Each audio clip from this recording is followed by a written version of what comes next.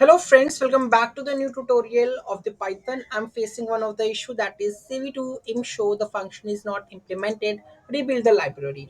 So how to solve this issue, what we have to do. So these are the steps that you can do. So sudo apt install this one, uninstall opencv-python headless, uninstall opencv-python, then install the cv-python. What I did to fix that issue is I have just do the pip installed opencv-python. Sometimes it is not installed. If you have something issue, then uninstall, then install that one. That will fix that issue. Okay. So this is how I have fixed that issue. Any doubt, any query in that, just do let me know in the comment section. Thank you so much for watching this video.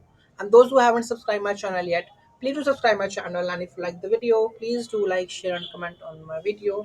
Thank you so much. Have a great day. In the next video, we are going to solve one more issue. So let's see. Okay. Have a great day.